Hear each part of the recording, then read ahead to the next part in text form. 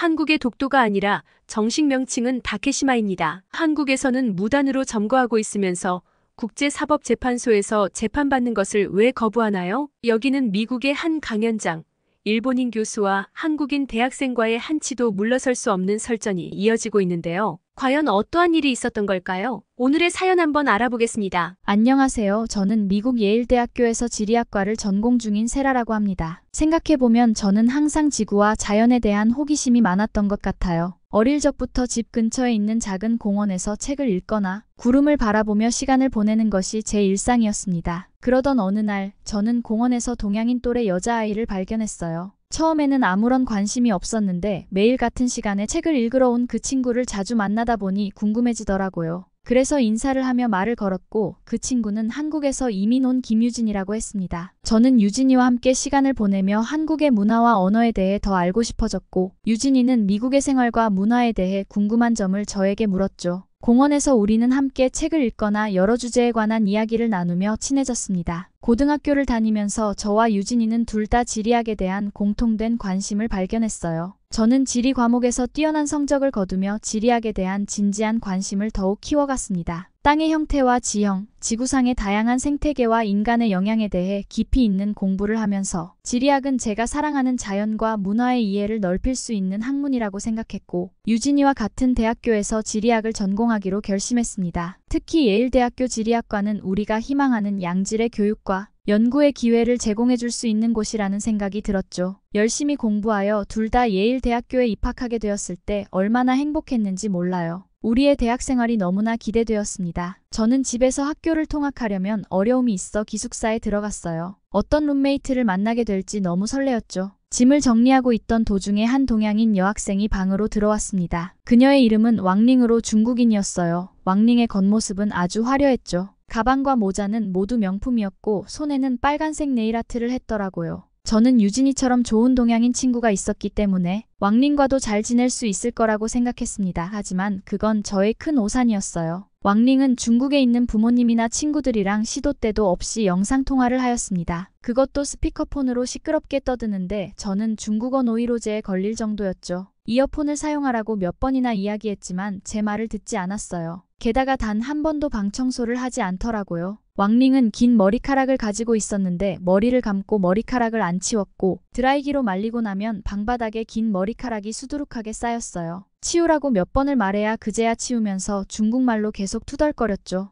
게다가 밖에 나갔다 오면 항상 안 씻어서 몸에서는 쉰내가 진동을 했어요. 참다 물어보니 자주 씻지 않는 이유는 복이 나가기 때문이라는 헛소리를 하더라고요. 심지어 밖에서 신었던 양말을 신발 안에 그대로 벗어놓고 다음날 그대로 신고 가는 기행까지 저지르더군요. 저는 왕링을 보며 사람이 겉모습만 치중해 명품을 걸치면 뭐하나. 사람 자체가 명품이 되어야지 라는 생각이 들었습니다. 이러한 어려움을 유진이에게 털어놓았더니 다음 학기 때는 같이 기숙사 방을 쓰는 것이 어떠냐고 제안하더라고요. 사실 유진이는 학교 주변에 방을 구해 자취를 했었는데 비용이 생각보다 많이 들어 다음 학기에는 기숙사를 들어올 생각이라고 했어요. 저는 혹시나 유진이와 방을 썼다가 실망할까봐 걱정이 들었죠. 하지만 지금껏 봐온 유진이는 절대 그럴 친구가 아니라는 생각을 했습니다. 드디어 2학기가 되어 우리는 같은 기숙사 방을 쓰게 되었어요. 유진이는 언제 입실했는지 이미 짐 정리를 끝낸 상태였죠. 그리고는 오히려 저의 짐 정리를 함께 도와주었습니다. 또한 제가 사실 아침잠이 많아서 밥을 거를 때가 많았는데 유진이가 깨워줘서 아침밥을 챙겨 먹을 수 있었어요. 그리고 유진이는 자기가 사용한 자리는 늘 깨끗하게 치웠고 같이 사용하는 공간도 청소를 자주 했어요. 본인 쓰레기를 버릴 때 제 쓰레기까지 함께 버려주는 배려심까지 갖춰 룸메이트로 모자란 구석이 하나도 없었죠. 오히려 제가 미안해서 이번에는 꼭 내가 청소하겠다고 말할 정도였어요. 좋은 친구 덕에 기숙사에서 받는 스트레스가 하나도 없고 많은 의지가 되었습니다. 그러던 어느 날이었어요. 그날은 동아시아 지리학 수업 강의 시간이었습니다. 원래 강의를 담당하시는 교수님은 미국인인 이자벨라 교수님으로 항상 유쾌하시고 재미있게 수업을 하셔서 매우 인기가 많았어요. 하지만 교수님이 출산으로 인해 자리를 비우셔서 한 달은 대신 다른 교수님이 수업을 하신다고 오셨더라고요. 새로 온 교수님은 카와사키 교수님으로 일본인이셨어요. 다른 대학교에서 같은 강의를 하고 계신다고 했어요. 그 교수님의 수업은 학생들과의 소통보다는 이론 중심의 주입식 수업으로 매우 따분했지만 진도를 따라가기 위해 열심히 듣고 있었습니다. 그런데 갑자기 옆에서 수업을 듣고 있던 유진이가 손을 들더라고요.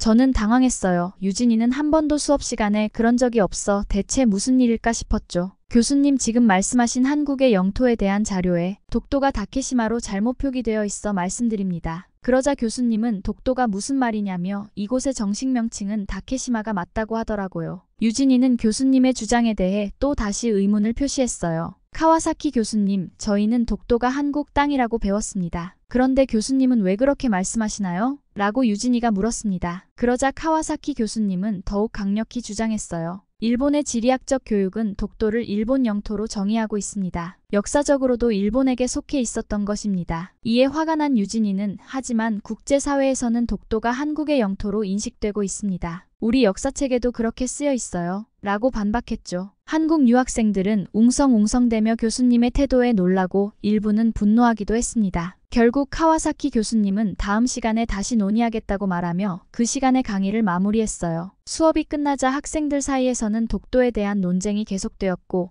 몇몇 학생들은 추가적인 정보를 찾기 위해 노력했어요. 저는 이 논쟁을 통해 한국과 일본 사이의 역사적, 정치적 갈등이 얼마나 복잡한지를 깨달을 수 있었죠. 유진이는 기숙사로 돌아와 독도에 관련된 모든 정보를 수집했어요. 다음 수업 시간에 교수님과 학생들에게 제대로 설명하겠다며 결의를 다지더라고요. 저는 유진이가 저렇게 화난 모습은 여태껏 처음 봐서 너무 놀랐어요. 그리고 동아시아의 지리에 대해서는 잘 몰랐는데 독도에 관한 일본의 역사 왜곡이 매우 심하다는 것을 알게 되었습니다. 드디어 동아시아 지리학의 다음 수업날이 되었어요. 교수님은 지난번 수업 자료를 이어서 화면에 띄우셨죠. 그런데 역시나 저번 자료 표기에서 달라진 점은 없었어요. 독도는 다케시마라고 표시되어 있었습니다. 그러더니 먼저 말씀을 꺼내셨어요. 지난번에 다케시마를 한국의 독도라고 말한 학생이 있었죠? 그 주장이 잘못되었다는 점을 시간 순서에 따라 설명하겠습니다. 고대시대부터 다케시마는 일본의 영토였습니다. 7세기 쿠로사와 스님의 작품인 동국여지 승람에서 다케시마를 이로헬이라고 언급하였는데 이는 당시 일본의 고유 명칭이었습니다. 또한 17세기와 18세기의 장사관이라 불리는 일본인 상인들이 남미에서 오는 식품과 천연 자원을 조달하기 위해 다케시마에 일시적으로 거주했다는 역사적 기록이 있습니다. 그리고 1905년 1월 28일 일본 정부는 시마네현 소속으로 다케시마가 일본 땅이라고 결의했습니다. 또한 1945년 8월 15일 세계 2차 대전 종전과 함께 한반도에 미군이 들어왔죠. 그 뒤 제일 핵심인 1951년 미국과 일본 간 샌프란시스코 강화 조약을 맺었고 이 조약에 따라 일본이 한국의 땅을 돌려주었는데 다케시마는 포함되지 않았습니다. 하지만 1952년 1월 18일 대한민국 정부는 다케시마가 한국 땅이라고 선언하고 군사 무력으로 점령했어요. 1954년 9월 25일 일본 정부는 국제사법재판소 회부 의견을 한국 정부에 제시하였으나 거절당했습니다. 1965년 1월 11일 한국 정부는 다케시마 문제 해결을 위해 일본 정부와 밀약을 맺었어요. 밀약의 주요 내용은 다음과 같습니다. 다케시마는 앞으로 대한민국과 일본 모두 자국의 영토라고 주장한다. 이에 반론하는 것에 이의를 제기하지 않는다. 장래의 어업구역을 설정할 경우 양국이 다케시마를 자국 영토로 하는 선을 확정하고 두 선이 중복되는 부분은 공동수역으로 한다. 현재 대한민국이 점거한 현상을 유지한다. 그러나 경비원을 증강하거나 새로운 시설의 건축이나 증축은 하지 않는다. 양국은 이 합의를 계속 지켜나간다. 하지만 오늘까지 대한민국이 무력으로 점유하고 있기 때문에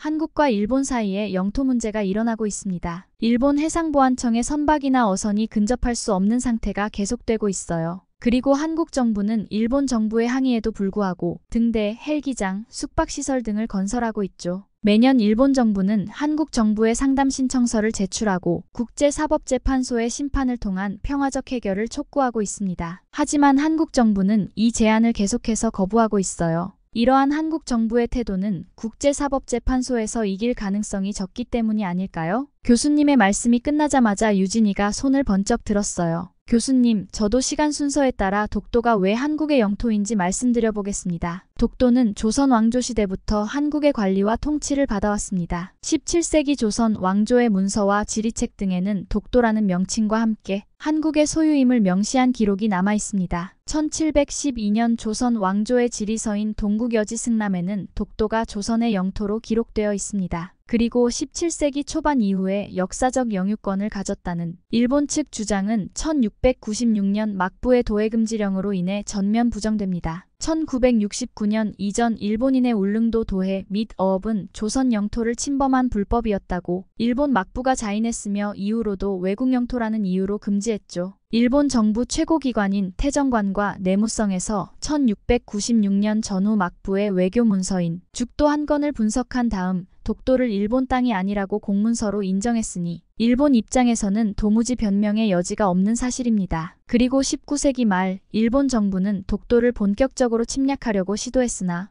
조선 왕조가 이를 막아냈습니다. 1906년 일본이 독도 침탈에 나서자 울도 군수가 본군 소속 독도가로 시작하는 보고서를 강원도 관찰사를 통해 의정부 참정대신에게 보고하였고 참정대신과 내부대신이 지령을 강원도 관찰사에게 내렸으니 대한제국이 일본의 독도 침탈에 전혀 대응하지 않았다는 일본 측 주장은 사실과 다른 거짓입니다. 결국 일본이 독도를 침략한 사실은 독도가 한국 영토임을 더 강화하는 역할을 하였습니다. 일본에서는 독도가 일본 땅이라며 심한해형 고지로 불법 편입시킨 1905년 이전의 역사적 증거는 제대로 제시하지 않으며 일본 막부 시대 때 자료 증거들이 독도는 한국 땅인 것을 말해주는 것을 인정하지 않고 있습니다. 19세기 말부터 20세기는 일본이 대한제국을 망하게 하여 식민지로 만들어 강제 침탈하였고 한국은 국권을 잃은 나라였습니다. 국권을 잃은 시기에 영토를 지킬 수 있었겠습니까? 그 시기의 기록으로 독도는 일본 땅이라고 말하는 것 자체가 말이 안 됩니다. 그리고 1946년 연합군 최고사령부의 스카핀 문서를 보면 제677호에 울릉도, 제주도는 한국의 영토라 한다는 내용이 있습니다. 유진이가 열심히 설명하고 있는데 갑자기 교수님이 말을 잘랐어요. 1946년에 스카핀 문서가 나왔지만 1951년에 샌프란시스코 강화조약이 새로 나왔으니 앞에 체결한 것은 무효죠. 그러자 유진이는 바로 반박을 이어갔습니다. 스카핀 문서 677호 1951년 12월 5일에 독도를 일본 영토로부터 분리한다라고 적혀있고 샌프란시스코 강화조약 3개월 뒤에 발표됐으니 교수님의 논리대로라면 앞에 건 무효이므로 독도는 한국의 땅이네요. 교수님은 유진이의 반박에 아무 대답도 못하고 잔뜩 인상만 구기셨어요. 유진이는 설명을 이어갔습니다. 1951년 9월 8일 샌프란시스코 강화조약을 보면 일본은 한국의 독립을 승인하고 제주도, 거문도 및 울릉도를 포함한 한국에 대한 모든 권리, 권원 그리고 청구권을 포기한다. 여기에 독도 이야기가 없다고 자꾸 일본 땅이라 우기는데 한국에는 섬이 3,000개가 넘습니다. 강화조약에 3,000개의 섬을 나열할 수 없고 독도는 울릉도의 부속도서이며 당연히 포함되어 있는 것이죠. 샌프란시스코 강화조약에 독도가 없다고 해서 일본 땅인 것은 아닙니다. 또한 교수님이 말씀하신 독도 밀약은 일본 정부와 한국 정부 모두 인정한 적이 없어요. 현재 독도는 한국 정부의 통제와 관리 하에 있으며 한국 경비대가 상주하고 있습니다. 이는 한국이 독도를 영토로 인식하고 있는 것을 나타냅니다. 대부분의 국제사회에서 독도를 한국의 영토로 인식하고 있습니다. 유엔과 다른 국제기구들은 한국의 독도 통제를 지지하고 있습니다. 유진이의 말이 끝나자마자 교수님은 화를 버럭 내셨어요. 그럼 국제사법재판소에서 다룰 일이네요. 한국에서는 자신 없어서 맨날 거부하는 것 아닙니까? 그러자 유진이가 차분한 표정으로 대응했어요. 교수님, 독도가 한국 땅이라는 증거는 차고 넘치는데 국제사법재판소까지 갈 이유가 뭐가 있나요? 반대로 생각해보면 일본이 독도를 일본의 땅이라고 우기기에는 증거가 부족하기 때문에 국제사법재판소를 이용하여 뺏으려는 수법 아닌가요? 국제사법재판소의 재판관은 15명으로 모든 문제는 출석 재판관의 과반수로 결정되며 가부동수인 경우에는 재판소장이 결정 투표권을 가집니다. 결국에 이러한 국가적인 분쟁이 발생하면 선진국의 파워게임의 들러리로 전락할 가능성이 다분하지요. 경제군사력이 지배하는 세계에서 로비가 안 일어날 것이라는 보장이 있나요?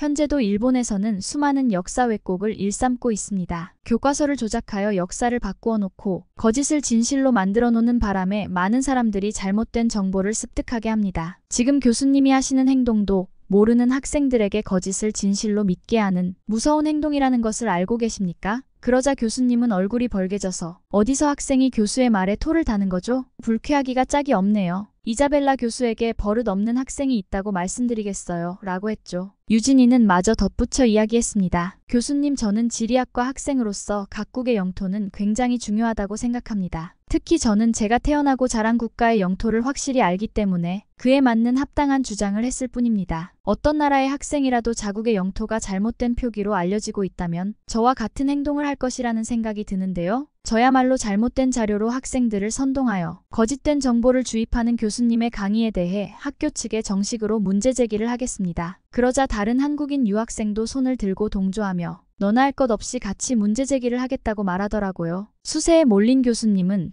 이 학교에는 버릇없는 학생들만 가득하구만. 도저히 급이 안 맞아서 수업을 앞으로 하지 않겠어요. 라며 뛰쳐나갔죠. 저는 자국의 영토에 대해 확실히 알고 교수님에게 대응하는 유진이의 모습이 대단히 용기 있어 보였습니다. 수업이 끝나자마자 다른 학생들이 유진이에게 몰려와 어떻게 그렇게 한국의 영토에 대해 잘 아는 거냐고 물어봤어요. 유진이는 우리는 학교에서 어렸을 때부터 제대로 된 교육을 받았고 특히 17세기 조선의 안용복이 일본에 가서 독도는 조선 땅이라고 선언하고 인정받은 일화는 유명하며 한국 교과서에 실려 있다고 했습니다. 그리고 한국에서는 독도는 우리 땅이라는 노래가 널리 불리고 있으며 요새 젊은 친구들 사이에서는 독도 챌린지도 유행하고 있다고 보여주더라고요. 저는 유진이 덕에 한국의 영토에 대해서 더 잘 알게 되었어요. 그리고 한국이라는 나라는 도대체 어떤 나라이길래 이렇게 애국심이 높을까라는 생각을 하게 되었습니다. 유진이는 한국의 독도 체험관이 있다며 다음에 꼭 같이 가보자고 하더라고요. 그래서 이번 방학 때 한국을 방문하기로 약속했습니다. 날씨가 좋으면 독도도 직접 방문해보고 싶어요. 한국에 방문하여 제가 경험하면 좋을 지리적인 장소가 또 있을까요? 알려주신다면 꼭 방문하고 후기를 사연으로 보내겠습니다. 한국의 지리에 많은 관심을 가지게 된 세라 씨의 사연을 들으니 북위 37.14도, 동경 131.52도에 있는 동도와 서도로 구성된 작은 섬 독도에 대한 애국심이 더욱 고취되는데요. 우리나라 정부는 독도를 지키기 위한 정책을 제대로 진행하고 있는지 앞으로도 꼭 우리 국민이 관심을 가지고 지켜봐야 할 것 같습니다. 여러분은 오늘의 사연 어떠셨나요? 오늘의 사연이 재밌으셨다면 구독과 좋아요, 알림 설정 부탁드립니다. 이상 지금까지 감동코드였습니다. 시청해주셔서 진심으로 감사합니다.